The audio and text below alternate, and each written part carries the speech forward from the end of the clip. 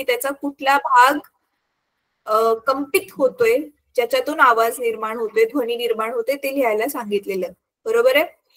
एक तर हा एक होमवर्क होता. दुसरं तुम्हाला मी लॉन्जिट्युडिनल आणि ट्रान्सवर्स वेव्ह,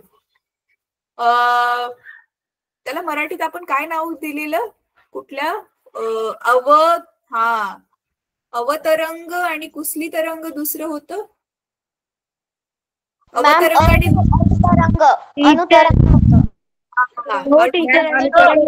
टीचर मी बोलू का 1 minute? Jagruti. Hello teacher. Hello ma'am. Teacher तुम्ही ना म्हणजे मला ती मागच्या वेळेला विसर पडलेली. आपण मागच्या वेळेचा पहिले जो क्लास झाला होता ना आपला ध्वनीचा, त्याच्यामध्ये मी एक डाऊट विचारलेला, पण तेव्हा ना आपला क्लास संपला होता. तर त्याच्यामुळे तुम्ही सांगितलेलं की पुढचं जे आपलं लेक्चर होईल त्याच्यामध्ये सर्वात आधी तुझा डाऊट विचारला जाईल. पण टीचर मागच्या लेक्चरला ना मला आठवणच नाही, तर मग आत्ता मला आठवण आली. टीचर मी विचारलेलं होतं की जेव्हा म्हणजे आपला मोबाईल जेव्हा कधी व्हायब्रेट होतो, टेबलावरती ठेवलेला आहे आणि तो व्हायब्रेट होतोय, तर टीचर आपण जर साईडला राहिलो तर आपल्या हृदयामध्ये असं का वाटतं की जसं काहीतरी असं धगधग होते, असं का वाटतं? हा बेटा, काय होतं ना, ते जे मोबाईलचे जे व्हायब्रेशन्स आहेत, ती जी फ्रिक्वेन्सी म्हणजे ज्याची जी वारंवारता आहे ती आपल्यापर्यंत पोहोचते. जसं आपला कानाचा पडदा हलायला लागतो तसंच त्या ध्वनी तरंगेमध्ये पण एनर्जी असते ना, ऊर्जा असते. ती ऊर्जा आपल्या हृदयाला भेटते आणि ते आपलं हृदय पण त्या ऊर्जेबरोबर कंपित व्हायला लागतं. मग आपल्याला ते जेव्हा डीजे वाजतो ना तेव्हा जास्त होतं टीचर ते. कारण म्हणून तो एवढा ध्वनी आपल्याला सहन नाही होत ना, म्हणून तर ते ध्वनी प्रदूषण आहे. का प्रदूषण आहे? ते आपल्यासाठी चांगलं नाहीये ते, म्हणून. ठीक आहे. ती एनर्जी आपल्याला भेटते, ती ऊर्जा आपल्याला भेटते आणि ती ऊर्जा आपल्या बॉडी पार्ट्सला कंपित करते, म्हणून ते चांगलं नाहीये. ठीक आहे. तुम्हाला माहितीये, खूप जास्त वारंवारतेचा जो काही ध्वनी असतील त्याने माणूस परमनंटली बहिराच होऊ शकतो, नाही असं नाहीये, मरू पण शकतो. काही काही असे ध्वनी असतात ज्याने माणसाचा मृत्यू सुद्धा होऊ शकतो. आधी त्याचे कानाचे पडदे फाटतात, मग त्याच्या ब्रेनवरती वेगळा परिणाम होतो, तो माणूस मरू पण शकतो. ठीक आहे. बरं चला, आता आपण हे पुढे सगळं बघणारच आहे. आता आपण पुढचं साऊंडमुळे होतं असं? हा, फक्त ध्वनीमुळे असं होऊ शकतं. हो टीचर. असा कोणता ध्वनी असतो टीचर? हा असा कोणता ध्वनी असतो? हा, जरा रिसर्च करा ह्याच्यावरती, कोणता ध्वनी असतो. टीचर डीजेच्या आवाज नाही का म्हातारा लोकांना हार्ट अटॅक पण येतो टीचर. हा बरोबर, बिलकुल येतो. करेक्ट आहे.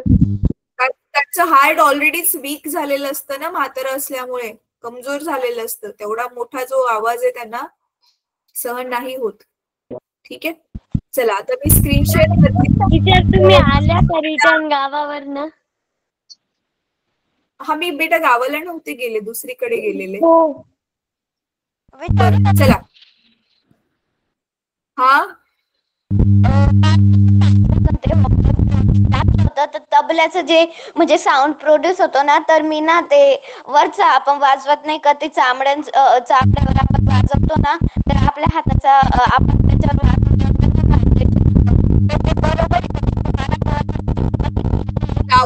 लावण्य बेटा, तुझा आवाज ना नीट ऐकायला नाही येते. Hello ma'am. हा बेटा. मॅम आप विज्ञान शिकवला होता मॅम, मी आता आलो. हा बेटा, आत्ताच चालू केलाय क्लास. तू शांतपणे ऐक, तुला कळेल काय चाललंय. ठीक आहे. चला, लावण्या ऐक बेटा, तू काय बोलली ना, तुझा आवाज पूर्ण ब्रेक झाला. तर आता तू टाईप करून मला नंतर ना हवं तर मेसेज मध्ये पाठव. एकदा ट्राय कर अनम्यूट करून बोलायला. लावण्य, परत बोल, बघू ऐकायला येतंय का. आवाज येतोय का? हा, आता येतोय, बोल. मी जेव्हा होमवर्क टाकला होता ना, तर तबल्याचं जे एक्झाम्पल होतं ना, तर मी बघितलं होतं की तबला जेव्हा आपण तबल्यावर हाताने वाजवतो ना, तेव्हा त्या चामड्याचं आणि आपल्या तबल्याचं म्हणजे त्याच्यात कॉन्टॅक्ट होऊन व्हायब्रेशन होतं. तर ते मला थोडंसं ना कन्फ्युजन होतंय. मी टाकलं, ते बघितलं होतं ना, तर मी टाकलं, पण मला कळतच नाहीये ते बरोबर आहे की नाही. हा, तू तबल्याची ती चांबडीच त्याच्यामध्ये कंपित होते बेटा, बरोबर लिहिलंयस तू. तबल्यामध्ये ती चांबडीच कंपित होते ध्वनी निर्माण करण्यासाठी. हा मॅम, तेच कन्फ्युजन होतं की तेच बरोबर आहे की म्हणजे दुसऱ्या याच्याकून अंगाकून होतं का. नाही, आणि तबल्याची टीचर चांबडी. आणि टीचर तुम्ही जो मागच्या वेळेला व्हिडिओ दाखवला होता तो व्यवस्थित समजला नव्हता, तो पुन्हा एकदा रिवाइज करता का? बर, ठीक आहे बेटा. चला आता मी सुरुवातीपासून आपण काय काय घेतले क्विकली ते रिवाइज करून देते, कारण काही मुलं नवीन आहेत, तुम्हाला पण समजेल जे विसरले असाल तर तुम्ही. ठीक आहे, तर पहिलं आपण हा ध्वनी धडा चालू केलाय विज्ञानाचा. त्याच्यानंतर आपण बघितलेलं की ध्वनी निर्माण कसा होतोय. तर आपण बघितलं कुठली पण वस्तू ज्यावेळी कंपित होते त्यावेळी ध्वनी निर्माण होतो हे आपण बघितलेलं. ठीक आहे, त्याच्यानंतर ना ध्वनी एका जागेपासून दुसरीपर्यंत पोहोचताना कुठल्या पायऱ्या आहेत, तर आपण बघितलेलं आधी कंपन निर्माण होतं. तर आधी पहिली पायरी काय असते, कुठली पण वस्तू कंपित होते, कंपनामुळे ध्वनी निर्माण होतो. ध्वनी काय आहे, एक ऊर्जा आहे.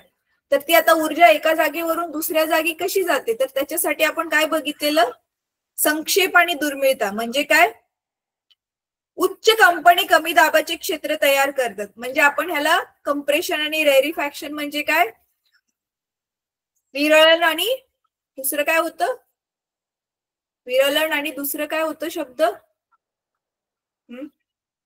संपीडन. संपीडन आणि विरळणाच्या स्वरूपामध्ये ध्वनी एका बाजूने दुसऱ्या बाजूला जायला सुरुवात होते. जिथे निर्माण झालाय तिथून तो ऐकणाऱ्याच्या कानापर्यंत पोहोचतो. आपण ह्याच्यासाठी एक्झाम्पल घेतलेलं पासिंग द पार्सल गेमचं, राईट. ध्वनी इथे काय आहे, पार्सल आहे, आणि हवेमधले कण काय आहेत, ते पासिंग द पार्सल गेम खेळणारे जसं की एक माणसं आहेत. तर ते ध्वनीला घेतात आहेत, पुढच्याला पास करतात आहेत, घेतात आहेत, पास करतात आहेत. असं करून एकाकडून दुसऱ्याला, दुसऱ्याकडून तिसऱ्याला, असं करत करत करत तो ध्वनी कानापर्यंत आपल्या पोहोचतो, हे आपण बघितलेलं. ठीक आहे, तिसरी पायरी, कानापर्यंत ध्वनी पोहोचतोय फायनली, हे आपण बघितलेलं.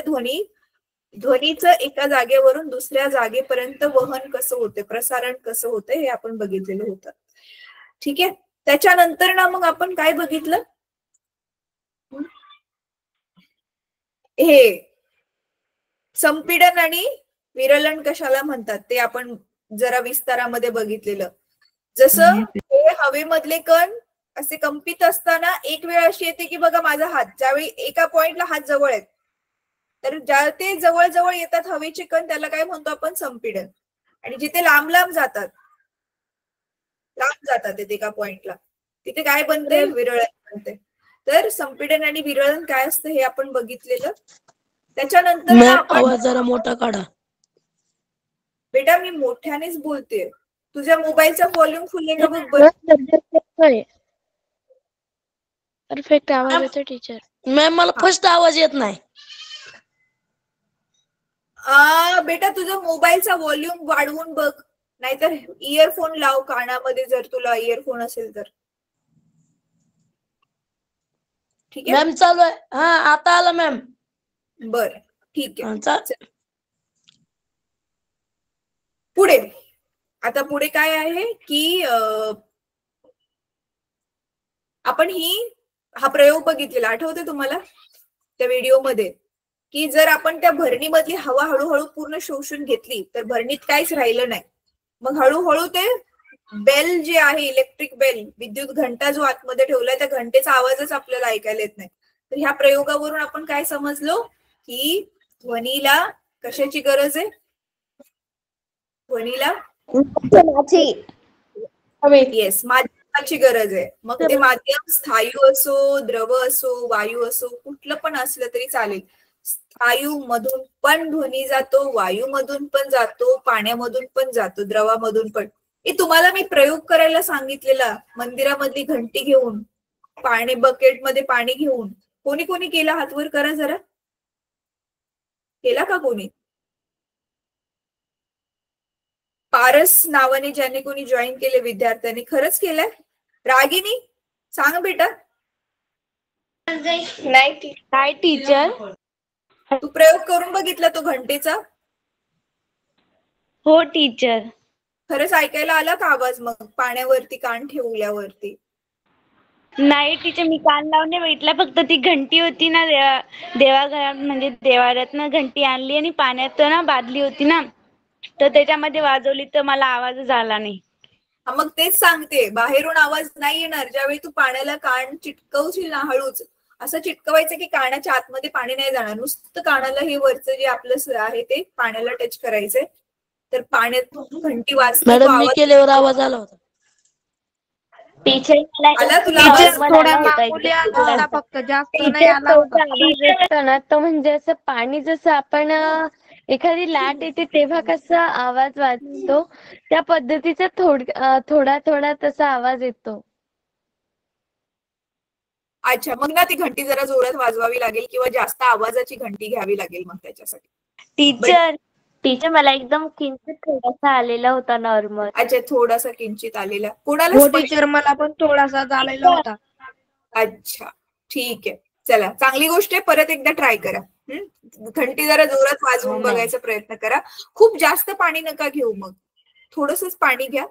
म्हणजे घंटी पासून वरती थोडंसंच पाणी असेल जेणेकरून तुम्हाला ऐकायला. खूप जास्त पाणी ठेवल्यावर पण ते आवाजाला तेवढं पाणी क्रॉस करून वर यावं लागेल ना, मग तो कमी होईल आवाज, त्याची तीव्रता कमी होईल. मग म्हणून थोडं पाणी घ्या, थोड्याशा पाण्यामध्ये ती घंटी वाजवा आणि कान चिटकवा पाण्याला आणि बघा आवाज ऐकायला येतोय का.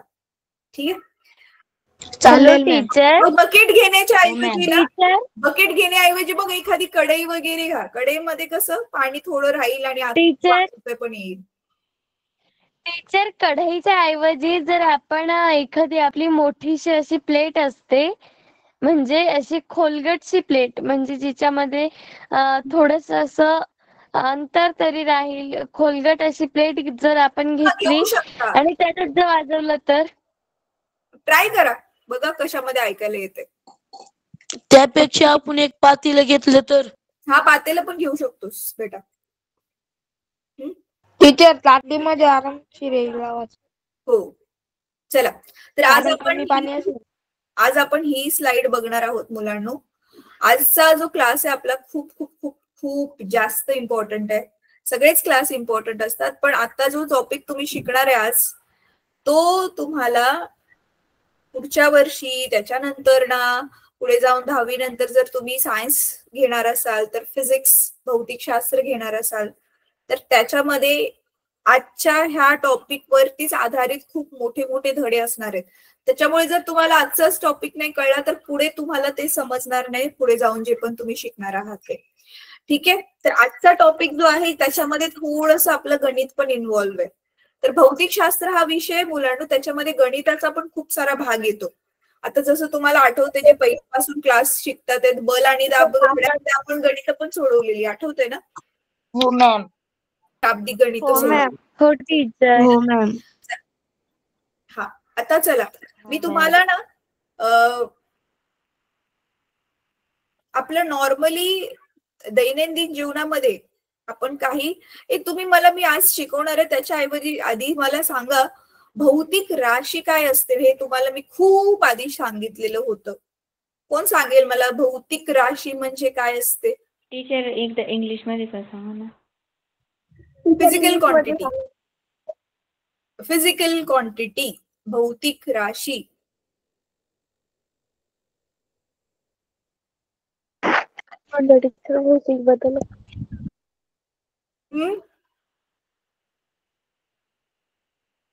भौतिक राशी.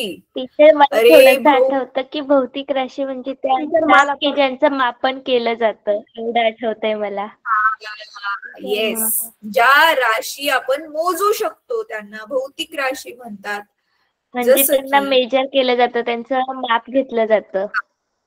जसं की बल आपण मोजू शकतो, दाब मोजू शकतो, लांबी, रुंदी, उंची, वस्तुमान किती किलो आहे, व्हॉल्यूम आकारमान मोजू शकतो, किती लिटर दूध आहे. ह्या सगळ्या भौतिक काय आहेत? भौतिक राशी आहेत. बरोबर. आपण भौतिक शास्त्राचे नियम व्यक्त करतो, म्हणजे ज्या परिणामामध्ये ते व्यक्त केले जाऊ शकतात त्यांना भौतिक राशी म्हणतात. जसे वस्तुमान, लांबी आणि वेग बदल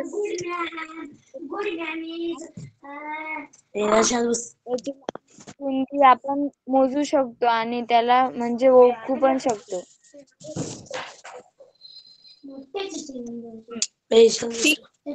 येस. चला, तर आता ना मी तुम्हाला त्याच काही भौतिक राशींबद्दल, नवीन आज भौतिक राशी काही आपण शिकणार आहोत ज्या ध्वनीशी जोडलेल्या आहेत. आता जसं की तुम्ही बघा, हा वाला धडा शिकलेला, आपला बल दाब वाला धडा शिकलेला, त्यावेळी कसं बलासाठी आपण सूत्र शिकलेलो, दाबासाठी आपण सूत्र शिकलेलो. बरोबर आहे. दाब म्हणजे प्रेशरचं सूत्र आठवते ना तुम्हाला, बल भागिले क्षेत्रफळ हे सूत्र होतं. तर बल पण हो मॅडम. ठीक आहे. हो टीचर. हो टीचर, हे सूत्र होतं. हो. आता नीट बघा, कुठली पण वस्तू मुलांनो, कुठली पण वस्तू, आता समजा इथे ना एका पॉइंटला, हा एका बिंदूला मी एक वस्तू ठेवली, ए पॉइंटला एक वस्तू ठेवली.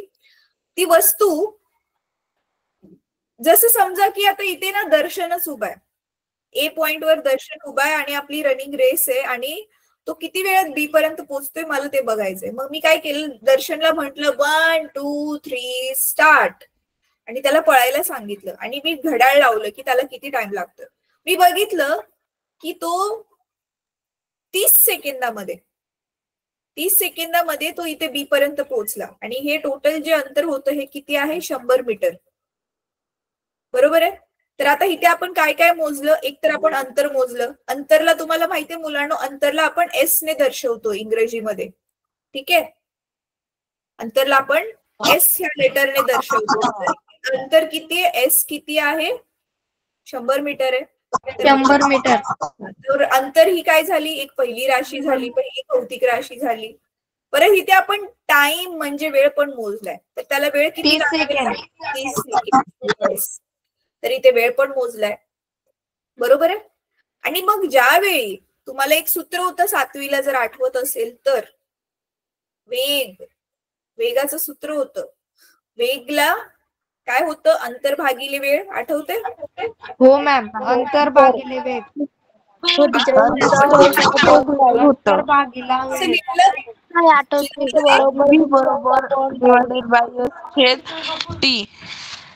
राईट. आता जसं आता इथे एक वस्तू जी गतिशील आहे, त्या गतिशील वस्तूसाठी आपण बघितलं आपल्याकडे ह्या 3 भौतिक राशी आल्या, अंतर, वेळ, वेग. तसंच आता आपला जो ध्वनी आहे,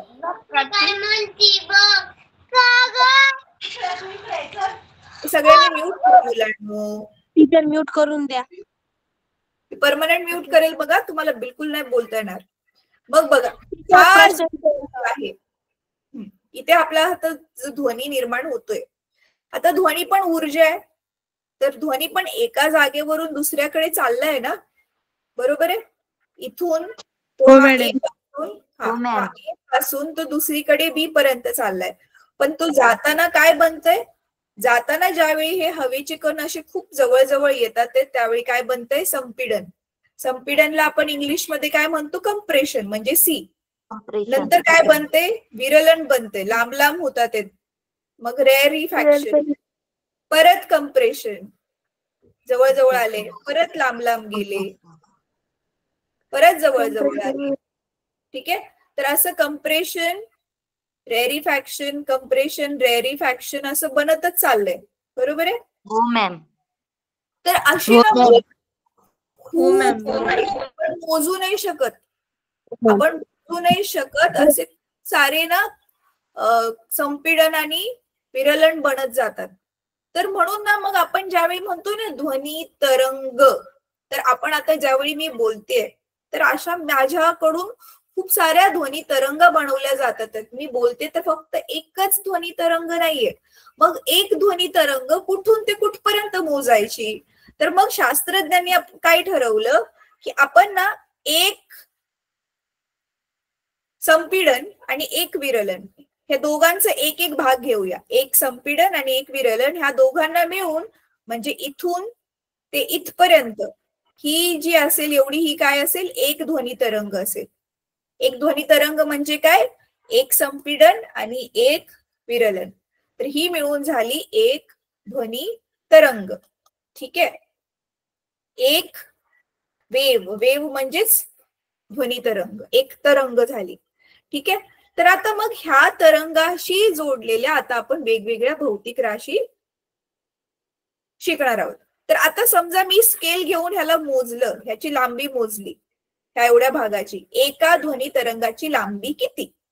तर तरंगाची लांबी म्हणून आपण त्याला काय म्हणतो मग? तरंग लांबी. काय म्हणतो? तरंग लांबी. लांबडा हे चिन्हाला म्हणतात लांबडा. हे तुम्ही हीट चॅप्टर मध्ये हे चिन्ह ऑलरेडी बघितलंय, बरोबर आहे? उष्णतेमध्ये. हा, तर हे लांबडा ह्या दाखवतो. आता समजा ही लांबी ना 1 मिलीमीटर आहे. कदाचित त्याच्यापेक्षा पण छोटी असेल खरं मध्ये, पण आता सध्या समजा ही लांबी किती आहे? 1 मिलीमीटर लांबी आहे ना, म्हणून आपण हिला मीटर, मिलीमीटर, सेंटीमीटर मध्येच घेणार. तर मग ही झाली आपली तरंग लांबी. इंग्लिश मध्येच ह्याला एका वेव्हची ती लेंथ आहे ना, लांबी म्हणजे लेंथ इंग्लिश मध्ये, तरंग म्हणजे वेव्ह. तर एक तरंग लांबी म्हणजेच एक वेव्ह लेंथ. तर इंग्लिश मध्ये ह्यालाच म्हणतात वेव्ह लेंथ. तर आपण पहिली भौतिक राशी आज कुठली शिकलो? वेव्ह लेंथ म्हणजे तरंगाची लांबी म्हणजेच तरंग लांबी. तर त्यावेळी ध्वनी आपण जेव्हा पण ध्वनीचा अभ्यास करणार त्यावेळी आपण त्या ध्वनी तरंगाची लांबी मोजणार म्हणजे तरंग लांबी मोजणार. आता दुसरी गोष्ट मुलांनो नीट बघा. आता दुसरी गोष्ट जी आहे की नीट लक्ष देऊन बघा बर का. दुसरी गोष्ट जी आहे ती आहे time period. Time period. Time period म्हणजेच एका तरंगेसाठी त्याला म्हणतात तरंग काळ. बघा बर जरा पुस्तकात हाच शब्द दिलाय का मराठीच्या पुस्तकात मुलांनो? तरंग काल दिलाय की काळ दिलाय? जरा चेक करा. तरंग काळ दिलाय की तरंग काल दिलाय? जरा बघा पुस्तकामध्ये. हा, तर बघा आता तरंग काळ म्हणजे काय आहे नीट बघा. काल. हा, तरंग काल आहे. बर ठीक आहे. तरंग काल असेल तर मग कालच लिहूया मग आपण इथे. काय म्हणता? हा, तरंग कालला इंग्रजीमध्ये म्हणतात टाइम पिरियड. आता टाइम पिरियड म्हणजे काय? आता बघा इथे हा ध्वनी सुरू झाला. आता इथे समजा हा ध्वनी निर्माण झालाय. ठीक आहे. आणि तुम्ही समजा इथे उभं राहिलाय. तर एका ध्वनी तरंगाला तुमच्यापर्यंत पोहोचायला किती वेळ लागला? त्याला म्हणतात ध्वनी तरंगाचा काळ म्हणजे तरंग काल. किंवा आपण अजून एक उदाहरण घेऊन समजूया. समजा हा तुमचा वर्ग आहे, जिथे तुम्ही वर्गामध्ये बसताय हा तुमचा वर्ग आहे आणि इथे त्याचा दरवाजा आहे. ठीक आहे. आणि तुम्ही सगळेजण विद्यार्थी ना आतमध्ये समजा 10 जण बसलेले आहात. मी काय केलं, मी इथे दरवाजावरती उभी राहिले आणि मी सगळ्यांना म्हटलं की मी स्टार्ट म्हटलं की पटकन एक एक करून बाहेर निघायचं दरवाजाच्या. ठीक आहे. तर मग मी स्टार्ट म्हटलं, सगळ्यांना बाहेर निघायला सांगायला लागले मी आणि तुम्ही एक एक करून सगळेजण बाहेर निघायला लागला. आणि मी बघितलं तुम्हा 10 जणांना दरवाजाच्या बाहेर निघायला फक्त 5 सेकंड लागले. पूर्ण 10 विद्यार्थ्यांना दरवाजाच्या बाहेर निघायला किती वेळ लागला? 5 सेकंड. 5 सेकंड. तर एका विद्यार्थ्याला लागला 5 सेकंड. अरे एका विद्यार्थ्याला किती वेळ लागला? सगळ्यांना मिळून 10 सेकंड लागले ना. त्याला किती लागला? 2 सेकंड. तेवढं एक सेकंद second. लागतील टीचर. 2 second ma'am. अरे, मॅम तेवढं दोन सेकंद दोन लागतील. अर्धा सेकंड ना. अर्धा सेकंड. अर्धा सेकंड 5 भागिले 10. अर्धा सेकंड मॅम. 5 एके 5, 5 दुनी 10, तर अर्धा सेकंड लागला एका अर्धा मुलाला सेकंड. बाहेर यायला. तर मग जसं की आता समजा मग तुम्ही मुलं नसून तुम्ही ध्वनीच आहात, एक ध्वनी तरंग आहात, तर एक ध्वनी तरंगाला एका बाजूने दुसऱ्या बाजूला यायला किती वेळ लागला? अर्धा सेकंड. अर्धा मग सेकंड. त्यालाच म्हणतात टाइम पिरियड, म्हणजे तरंग काळ. Period. त्याला म्हणतात. टीचर मला फोन येतोय. Hello teacher. हा बोल बेटा बोल. टीचर मी लेट होऊ का? कारण ना माझं जे नेटवर्क आहे ना ते ठीक आहे. ते खूप ठीक आहे, तू recording 90% राहिलंय. ठीक आहे. अरे मॅम मी पण लेट होऊ. बाय बरं, टीचर. ऐका. Good night. हा ऐका आता मी काय म्हणते. तर मला फोन येतोय. 2 मिनिटं लेट होऊ. हा ठीक आहे. तर आता समजा आपले तर असे खूप सारे तरंग बनतात आहेत ना. इथे एक संपीडन आहे, परत इथे एक असं विरलन आहे, परत संपीडन आहे, परत विरलन आहे. तर मग आपण काय करतोय, एक कुठला तर बिंदू आपल्या अभ्यासासाठी घेतोय. ए बिंदू घेतला तर समजा ह्या ए बिंदू मधून हा जो पहिला वाला जो तरंग आहे, ध्वनी तरंग, ह्याच्यामध्ये बघताय तुम्ही एक संपीडन आणि एक विरलन आहे. तर हे एक संपीडन आणि एक विरलन ह्या ए मधून बाहेर निघायला, म्हणजे एका तरंगाला ह्या ए मधून बाहेर निघायला किती वेळ लागला, त्यालाच आपण काय म्हणतोय, तरंग काल. कळतंय? ज्यालाच आपण टाइम, म्हणजे एकाला किती वेळ लागला. ठीक आहे. आता मग तरंग काळ झाल्यावरती नंतर अजून एक पुढची भौतिक राशी आहे ज्याला आपण म्हणतो तरंग काळ. टाइमच आहे म्हणून आपण त्याला सेकंड्स मध्ये मोजतो. ठीक आहे.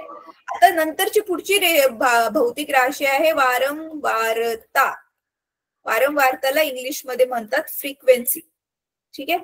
आता वारंवारता काय आहे? वारंवारता म्हणजे काय मुलांनो, की आता जसं की मी मगाशी बघितलं की दरवाजातून 5-10 सेकंड मधून, म्हणजे 5 सेकंड मधून 10 मुलं बाहेर आले, तर मला ना एका सेकंडात किती बाहेर आले तेवढंच पाहिजे. 2 एका सेकंडामध्ये किती मुलं बाहेर आले? 2 मुलं बाहेर आले. म्हणजे किती आहे? 2 मुलं आले. 2 एका सेकंड. तसंच आता ह्या बिंदूवरती, ह्या बिंदूमधून, ह्या ए बिंदूमधून एका सेकंडात अशा किती ध्वनी तरंग निघून गेल्या, इकडून तिकडे पास झाल्या, त्याला आपण म्हणतो वारंवारता. ठीक आहे. तर एका सेकंडामध्ये किती वेव्स, म्हणजे किती ध्वनी तरंगा बाहेर आल्या, त्याला आपण म्हणतो वारंवारता. ठीक आहे. आता मग टाइम पिरियड आहे, ह्या टाइम पिरियडला आपण टी ने दर्शवतो, कॅपिटल टी ने. आणि इथे वारंवारतेला, फ्रिक्वेन्सीला जे आहे आपण ह्या लेटरने, ह्याला म्हणतात न्यू. काय म्हणतात? न्यू. NU. ठीक आहे. NEW, न्यू इयर वाला न्यू नाहीये. NU. एक मिनिट, ह्याला ना आपण NU न्यू. एक मिनिट मुलांना, मला जरा, मी खूप दिवसापासून हे लिहिलं नाहीये ना, मला न्यू ची स्पेलिंग बघू द्यात.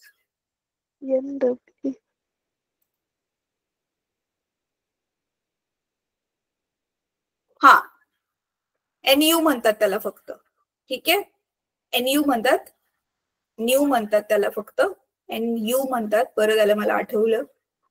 तर न्यू हे याचं नाव आहे, ह्या चिन्हाचं एक चिन्ह दिलेलं आहे त्यांनी. तर न्यू ह्या लेटरने आपण फ्रिक्वेन्सीला दर्शवतो, वारंवारतेला दर्शवतो. आणि मग ही जी वारंवारता आणि फ्रिक्वेन्सी, म्हणजे वारंवारता आणि जो टाइम पिरियड आहे, ह्या दोघांमध्ये एक रिलेशन आहे, संबंध आहे.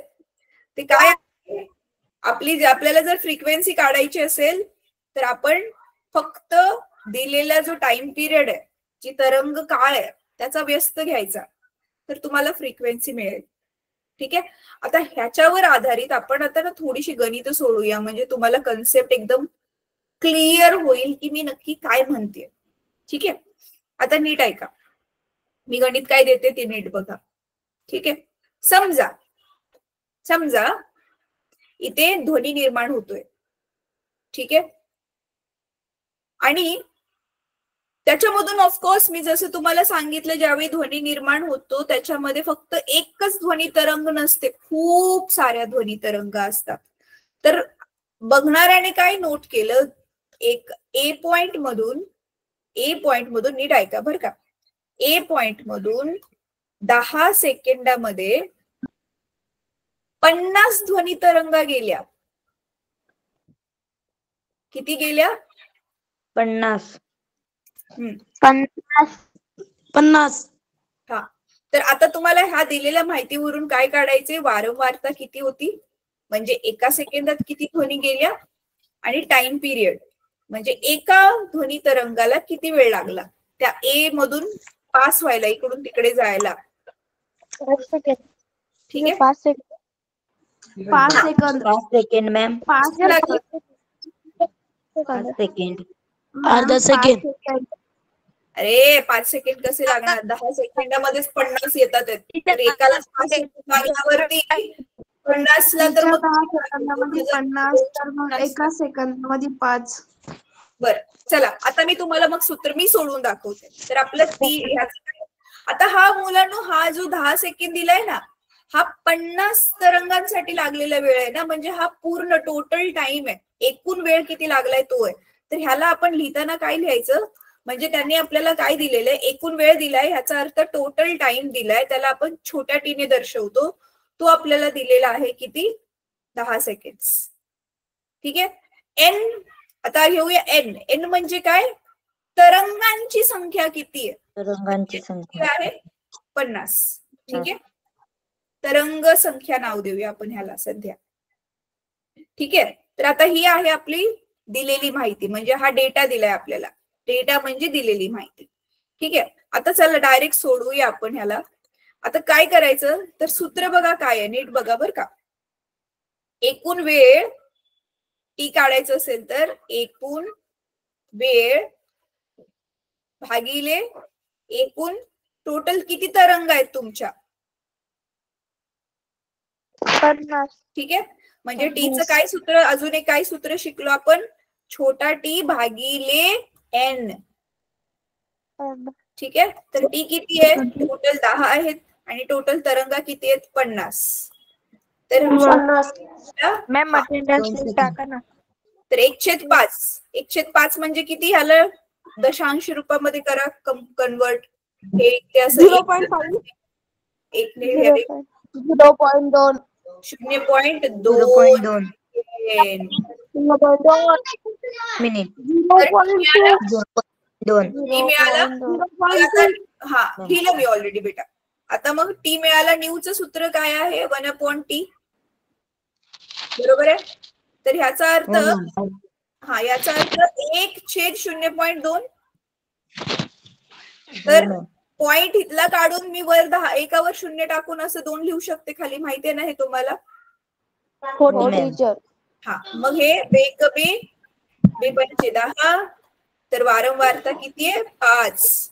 आणि ह्याचं युनिट आहे, एकक आहे हर्ट्ज. वारंवारतेचं एकक आहे हर्ट्ज मुलांनो. जसं आपण टाइम सेकंड मध्ये मोजतो, वारंवारता आपण हर्ट्ज मध्ये मोजतो. ठीक आहे. तर ते एका हर्ट्ज नावाच्या शास्त्रज्ञाने ज्याने शोध लावलाय, त्याला त्याचा सन्मान द्यावा म्हणून त्या सायंटिस्टच्याच नावाने हे एककाचं नाव ठेवण्यात आलंय. टीचर सोडवायला. हा मी देते बेटा. आणि हे उदाहरण तुम्हाला समजलं का, काय केलंय आपण.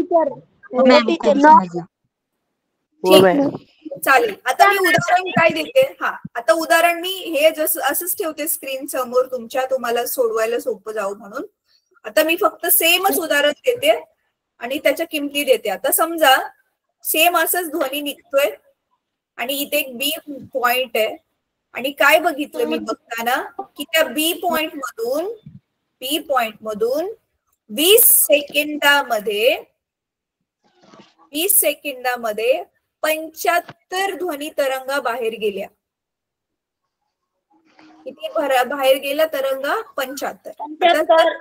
हा तर आता तुम्हाला वारंवारता काढायची परत, आणि परत एका तरंगेला किती वेळ लागला म्हणजेच तरंग काळ काढायचंय. चला काढा. सेम टू सेम आहे, मी फक्त किमती बदललेत. कसं सोडवायचे तुमच्या डोळ्यासमोर स्क्रीनवर दिसते तुम्हाला. चला ट्राय करा.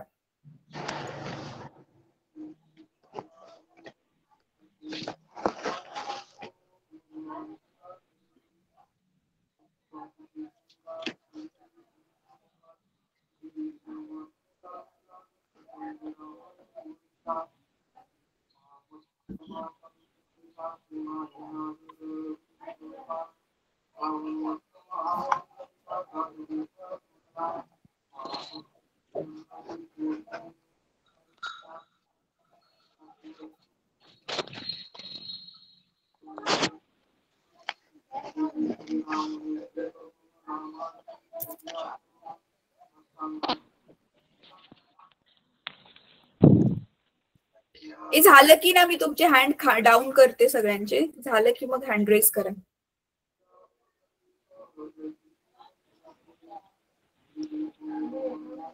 जे जे मुलं ना NMMS च्या एक्झाम मध्ये पास झाले, तुम्ही बघा NMMS च्या ग्रुपमध्ये ऑलरेडी ऍडेड आहे मुलांना. मी आज दुपारी मेसेज टाकलाय. तुम्ही प्लीज तुमचा रिझल्टचा स्क्रीनशॉट त्याच्यामध्ये टाका. ठीक आहे. शिवम तू पण टाक.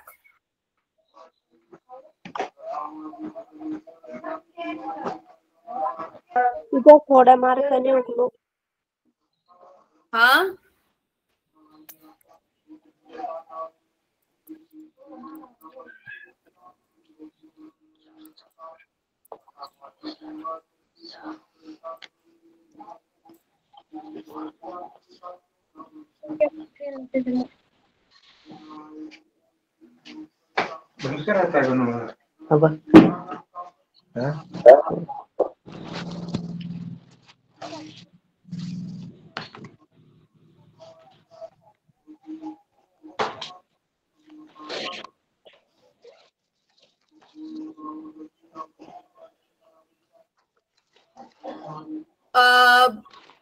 अरे तुम्ही म्यूट करा रे. तुमचं सगळं बॅकग्राऊंडचा आवाज येतोय.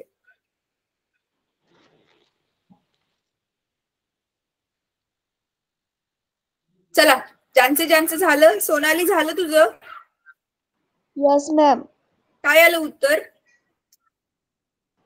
3.75. अच्छा, ते टीचं उत्तर आलंय. हो टीचर. तेच मॅम 20 सेकंद तेच करायचं होतं ना. हा 20/75. हो टीचर तेच आलं. बर ठीक आहे. आणि न्यू फ्रिक्वेन्सी किती आली? किती हर्स्ट? मॅम मी मनातल्या मनात केलं. बरोबर आहे की नाही मला नाही माहिती. आता मी काढलं नाही वाच. मग पुस्तक पेन पेपर यूज कर बेटा. असं नाही करायचं. मनातल्या मनात नाही करायचं. मग कळणार कसं आपल्याला? चला मी ट्राय करते मुलांना. मी सोडवते आता. तर इथे टी चेंज होणार, एन चेंज होणार. ठीक आहे. तर इथे किमती ह्या चेंज होणार. त्या फक्त मी चेंज करते आता इथे. चला ज्यांनी केले ते चेक करा उत्तर बरोबर आलंय का. ज्यांनी नाही केले तर मला हेल्प करा. कमीत कमी माझ्या बरोबर तरी सोडवा. तुम्ही स्वतःहून नसेल सोडवलं तरी. चला ते सोडवूया आता हे.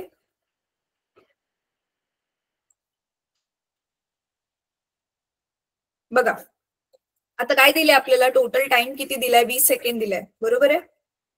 आणि तरंग 75. तर मग एकूण वेळ आहे इथे 20 आणि खाली येणार 75. बरोबर आहे. मग किती येईल आता उत्तर? ह्याला आपण कितीने भागूया? 5 ने भागूया. 5 चोक 20 आणि 5 एके 5. 2 उरले. परत 5 5 25. तर 4/15 आलं. तर ह्याला दशांश रूपामध्ये करा कन्वर्ट. तर इथे 4 आणि बाहेर येणार 15. तर 3.75. परत इथे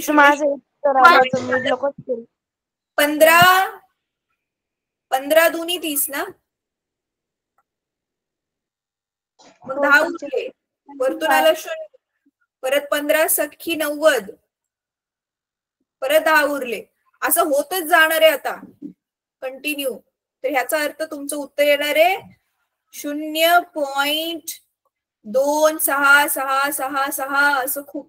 म्हणून आपण ह्याला काय लिहूया 0.26. ठीक आहे. हे 666 काढून तुम्हाला माहितीये ना आपण एक नंबर वाढवून लिहू शकतो. तर हे एका तरंगाला किती वेळ लागतोय म्हणजे आपल्याला तरंग काळ भेटला.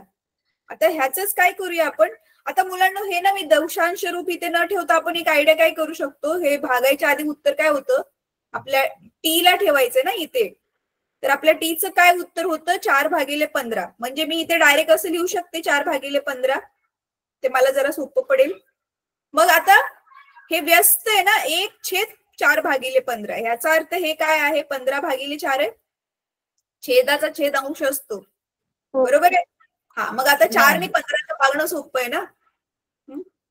तर आता 15ला इथे 4 ने भागायचं. तर 4 त्रिक 12, 3 उरले. परत आता इथे पॉइंट टाका 3.75. हा मग 4 7 28. परत 2 उरले. परत 0 होणार. मग 4 5 20. बरोबर. येस बरोबर आहे का मॅम? बरोबर आले. Very good. तर आता ही दोन्ही मी वेगळ्या पद्धतीने मॅम मी असं सोडवलं होतं. हा गुड. टीचर माझं उत्तर माझं बरोबर आलं. उत्तर बरोबर आहे. मॅम माझं दोन्ही उत्तर बरोबर आहे. बरोबर आली. अशी किती जण आहेत हात वर करा. काय दोन्ही पण टीचर? उत्तरं बरोबर आहेत. दोन्ही उत्तर बरोबर आली. टीचर माझं उत्तर बरोबर आहे पण मी वेगळ्या पद्धतीने सोडवलं. अच्छा ठीक आहे. ठीक आहे. चला मग. Very nice. हो टीचर. बरं मुलांना ऐका ऐका. आता मी तुम्हाला 3.75 आन्सर येते मॅम डायरेक्ट. हा बरं ठीक आहे.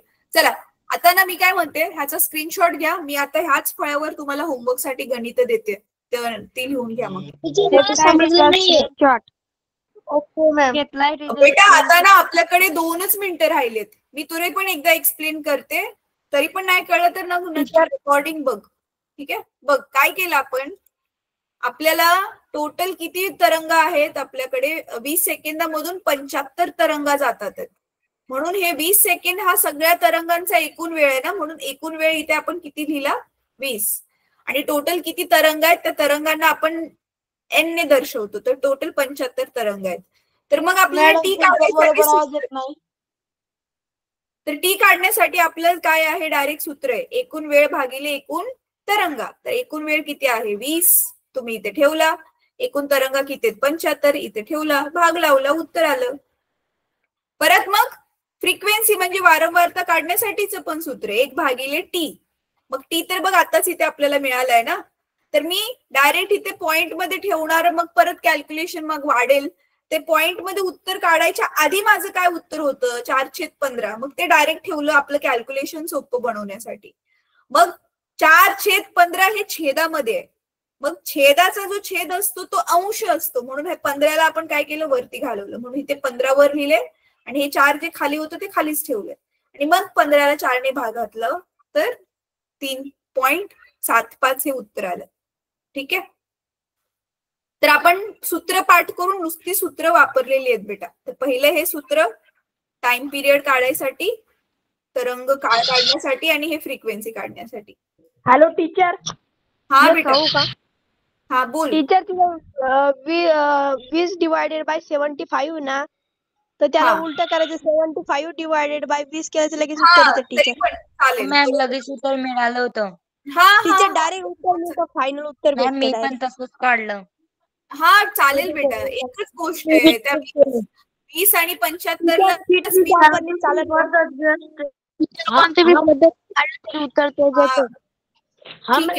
केलं. हो बेटा हो. त्या 20 आणि 75लाच 5 ने भाग लावलेला ना मी पण. तर मी पण तेच केले जे तुम्ही केले. आता पुढे. हो मॅडम बरोबर. हा आता बघा पुढे. आता पहिलं गणित होमवर्क साठी. चला पटापट हे नोट करा किंवा नंतर स्क्रीनशॉट घ्या. त्या गणितात काय दिलंय की 50 सेकंदामध्ये 50 सेकंदामध्ये समजा 150 तरंगा जातात आहेत. किती तरंगा जातात आहेत? 150. तर त्या तरंगासाठी तुम्हाला परत सेम तरंग काळ काढायचंय आणि वारंवारता काढायची. दुसरं गणित हे घ्या की समजा 10 सेकंदामध्ये 50 नको, आधी घेतले ऑलरेडी आपण. 10 सेकंदामध्ये समजा 40 तरंगा जातात. ठीक आहे. तर सेम त्याचा तुम्हाला टी काढायचंय आणि न्यू काढायचंय. चला, ही 2 गणित होमवर्क साठी आहेत. स्क्रीनशॉट घ्यायचा. मॅम 2च का? 2च बस आहे. 2 होमवर्क करून ग्रुपमध्ये टाकू शकता तुम्ही. ठीक आहे, टाका ग्रुपमध्ये मॅम. उद्या टाकले तर चालतील का? हा, उद्या टाकलं तरी चालेल. ठीक आहे मॅम. कुठे टाकायचे? अरे तुम्ही आता ग्रुपमध्ये ऍड झाले ना, क्लास आहे डिजिटल मचान, त्याच्यामध्ये. टीचर दुसऱ्याचं उत्तर सांगू का? नाही, आता नको ग्रुपमध्ये टाका. चला मुलांना, आता आपण मग क्लास संपूयात. Bye bye. Bye bye. Bye bye.